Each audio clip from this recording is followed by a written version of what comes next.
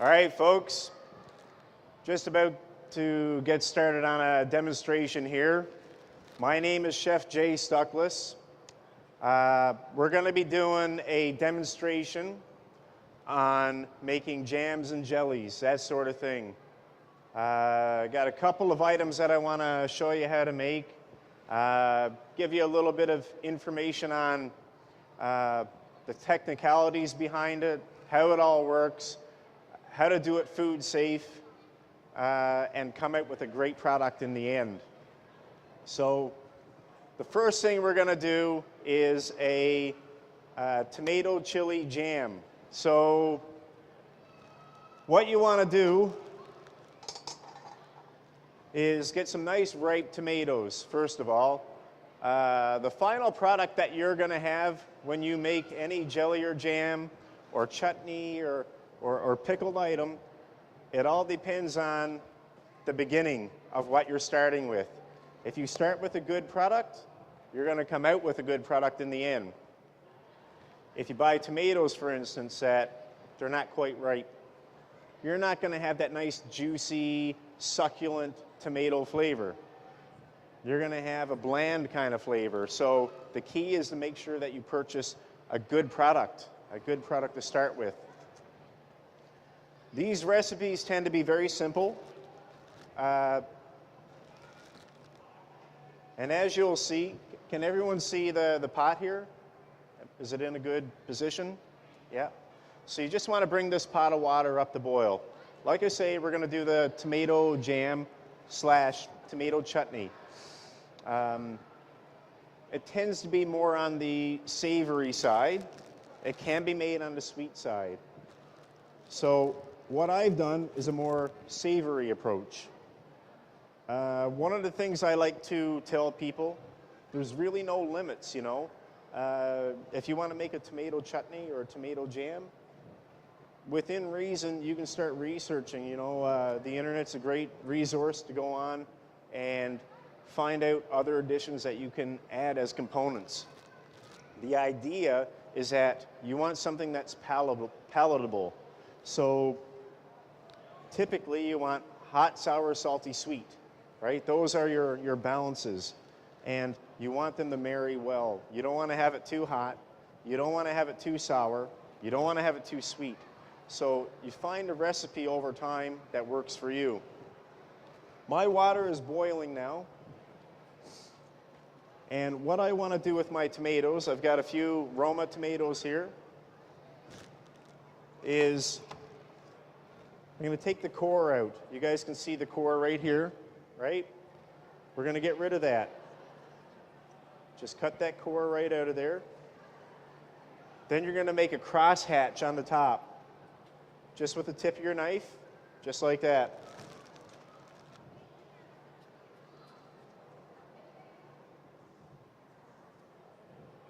And again, cross hatch it just like that. You're going to put them into your boiling water. And what's going to happen is that skin's going to peel back, right? Just move them around a little bit. I don't have quite enough water.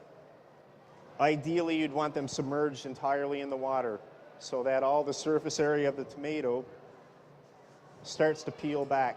So we're just going to jostle those around right now until that peel starts to come off.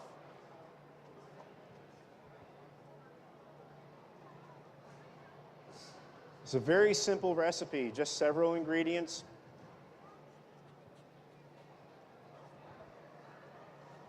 And what we're going to do after I show you guys how to make this wonderful chutney / jam, I'm going to provide some samples for you so you can try it. This is a really versatile type of recipe where you're going to realize that much like many other pickled items and savory type chutneys, pickled dishes like mustard pickles, that sort of thing, it pairs well with seafood, fish, poultry, meats. They go really well together. So something like this only takes maybe 30 seconds to about a minute, right? Just to get those skins to peel back. Once they start to peel back, you can remove them from the water. And you can see how it's starting to peel back, right? Can you guys see that? That's all you're looking for. You don't want to have them in there so long that they go to mush. You want that flesh to have some integrity. You want it to stay firm, all right? This one's a little bigger, so it's taking a little longer. Ideally, what you would do in a situation like this, after you've taken them from this bath, you're going to have an ice bath. An ice bath is just ice cubes and cold water. That's going to stop the cooking process. So you're going to put them in that ice bath to stop them from cooking, right? Once they cool down, then you're going to peel the peel off. Now, it's entirely up to you.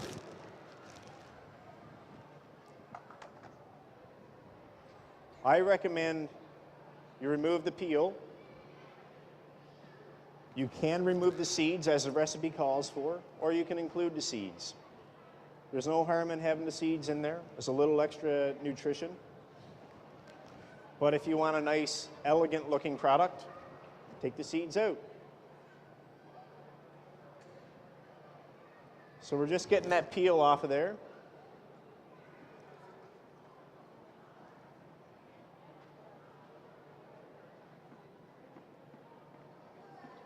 So for me, this isn't hot. It just came out of boiling water. That's a joke.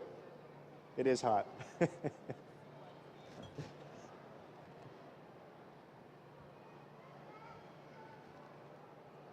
All right.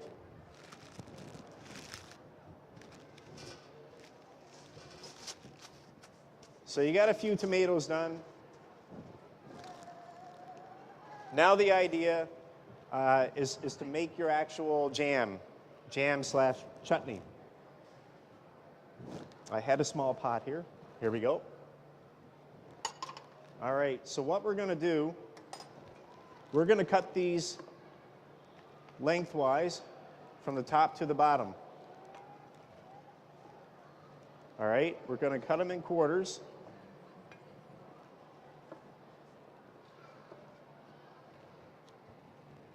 And then what we're going to do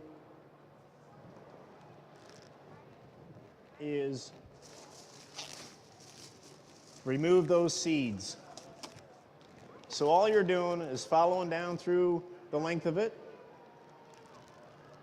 and getting those seeds out of there, all right?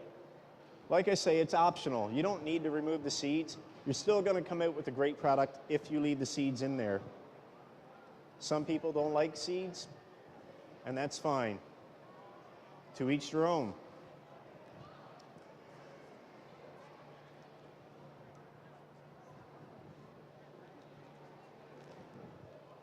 So we're just taking those seeds out of there.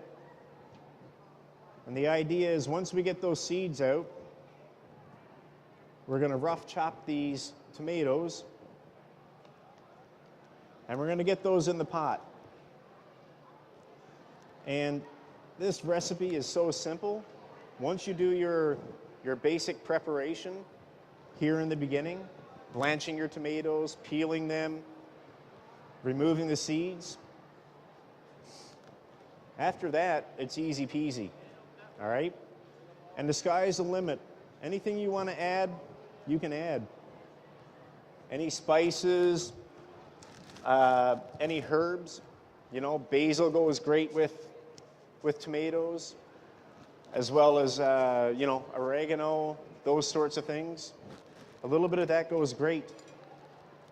So as this cooks out, it's going to break down. Your tomatoes are going to soften. They're going to release that flavor. So all you're doing is making a rough chop. So like a large dice. Okay? Just like so.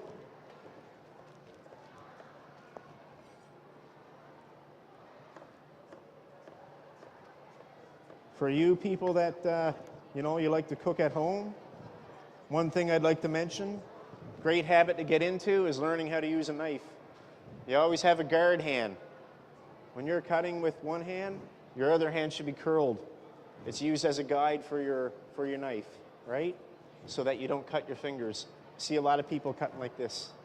with their hands flat out. So it's a good idea to try and get into that habit. Try and force yourself to use your fingers like this to learn how to cut. We're going to throw that in the pot.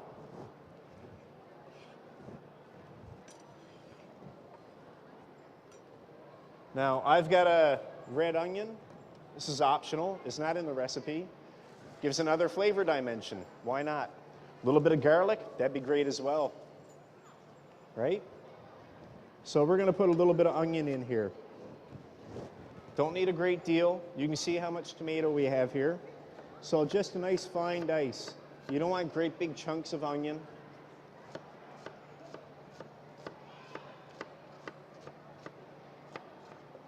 All right, so I'm making my horizontal cuts. And then we're just going to chop right through there. That's plenty. A little bit of onion, just like that. All right? 1 clove of garlic. Fantastic, fantastic. A little bit of red wine vinegar, right? Because you want to have that balance. Tomatoes are nice and tart.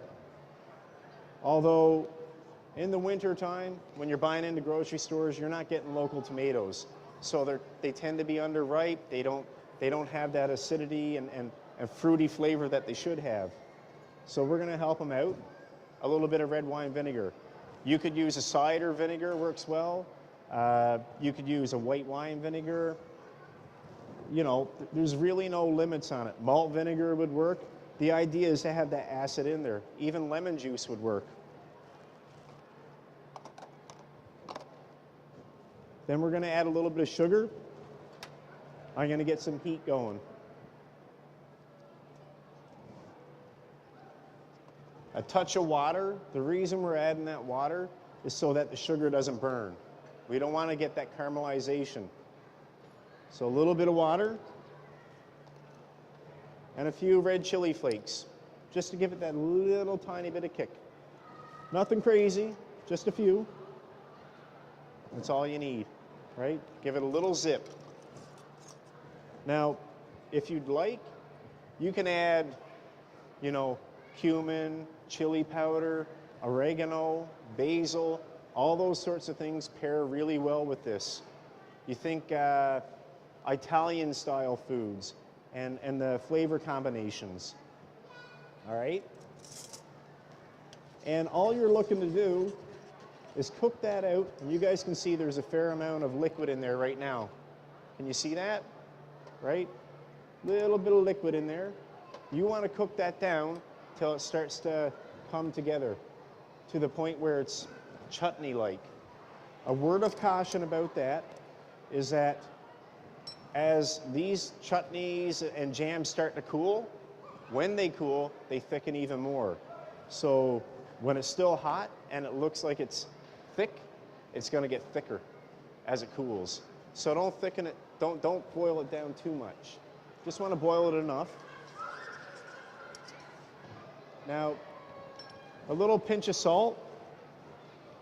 That's pretty much all I got here.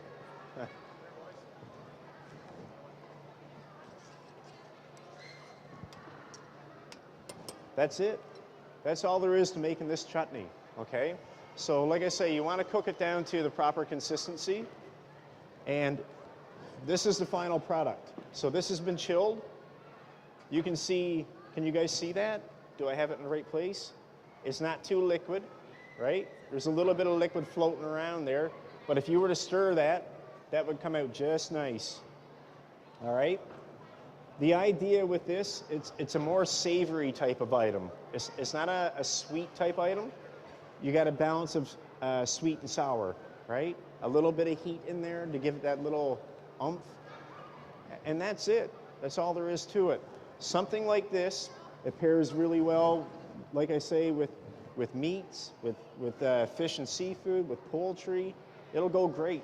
If you wanted to do like a charcuterie plate with you know, like salamis and prosciutto and crackers and cheese, fantastic addition. You know, if you're entertaining at home, people would love this.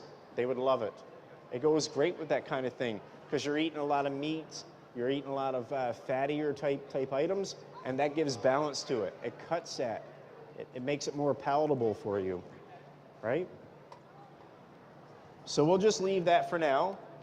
Eventually, I'm going to do up some samples with this for you. I just wanted to give you guys a show on how you make this. The other thing we're going to do is a more sweet type item. So we're going to make a strawberry jam.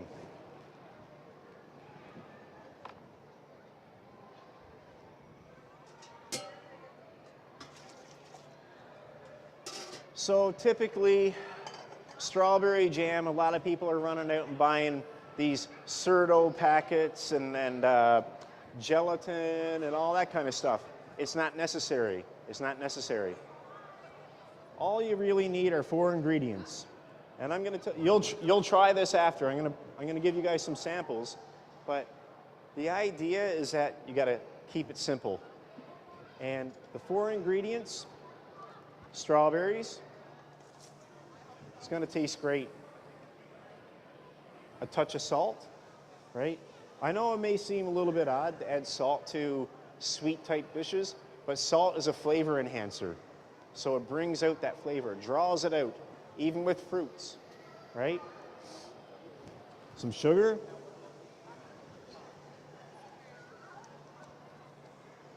So typically when you're making jams, it tends to be that you got berries, you got sugar, you got equal amounts. It's not necessary. It depends on the berry. You got a partridge berry, yeah, you need a lot more sugar. You guys know that. Strawberries, you don't need a ton of sugar. And then we got cornstarch. So you'll want to wait a second till you guys can see that it's starting to bubble up here, right? Everybody see that? So the moisture is starting to release from the berries. You wouldn't put cornstarch into a dry pan. You want to wait till there's some moisture in there to add the cornstarch. So before I even add that, I'm just going to mash it up a little bit.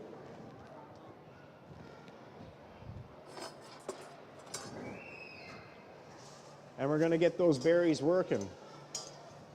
You don't want to pulverize it.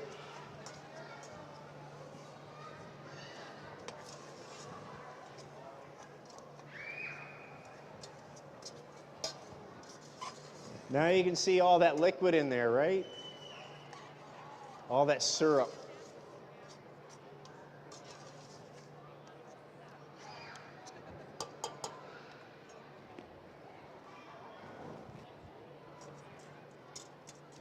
And as they start to cook and warm up, they're going to soften, and then they're going to mash up a little easier.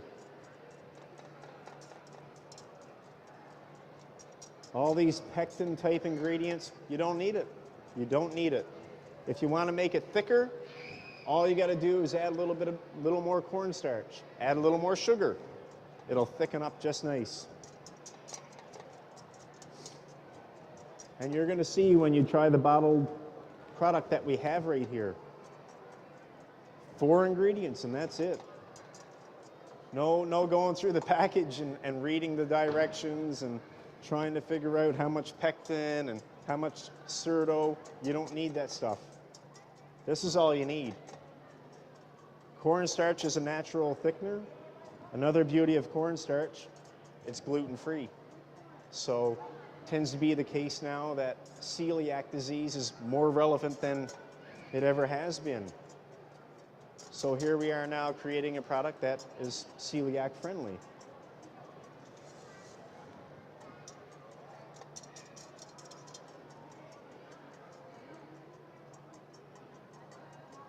All right, they're crushed up pretty good. Like I say, you don't want to overdo it. You still want to have some substance. You want to be able to bite into a piece of a berry, you know, because that's where the flavor is. The texture is really nice. A little bit of cornstarch.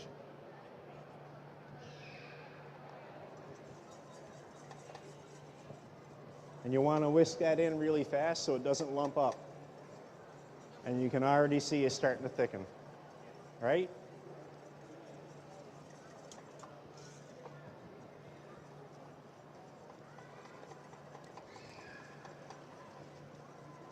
So the point at which you add your cornstarch, the sugar should be dissolved. Once your sugar is dissolved, that's the time to add it.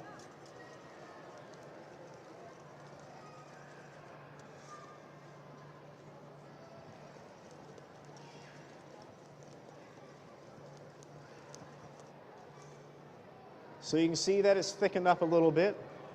As that cools, it'll get thicker. You'll have a nice like a texture like a store-bought jam. You know what I mean?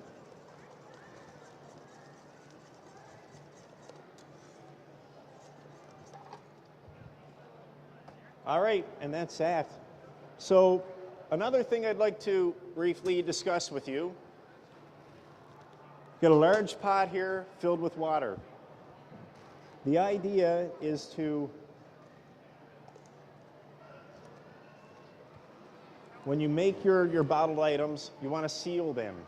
So depending on the product that you're making, in this case with jams and chutneys and that sort of thing, what they say is you have to process the product in the bottle. So you want to have a roaring boil, and your bottles should be sterilized. Now by sterilizing, you can either take your bottles with the lids off and take the bottle and the lid separately, submerge it in boiling water to sterilize it, bring it to a boil. The other option, you can sterilize it with a little bit of diluted Javex. That helps as well. Now with this pot, what I like to do, after your bottles are sterilized, you can buy these, readily available at, say, Canadian Tire, Home Hardware, those places. You can load your bottles on here. It's quite handy. Just drop them right in. So the beauty of this, it's efficient, right? So when your bottles are processed and ready to come out, you can just lift your bottles out. The other thing that's really important is when your bottles are in here, if you didn't have something separating your bottles from the bottom of the pot, there tends to be a chance that your bottles can snap on the bottom and all your product can come out. You need to have that separation between the bottom of the pot and your bottles, the bottom of your bottle. So this type of thing is great. Or, you know, a bread rack, anything that you can fit in the bottom, just to give that little bit of distance between the bottles and the pot. So when your bottles go in here, you want to have an ample amount of water above the top of the bottle. About 1.5 inches to 2 inches is fine. If you see that while they're boiling, add more water. Keep them boiling. Things like jams and chutneys, about 15 minutes to a half hour being processed in boiling water, that's sufficient. Things like moose meat and bottled meats, you need 2.5 to 3 hours. They take a lot longer, all right?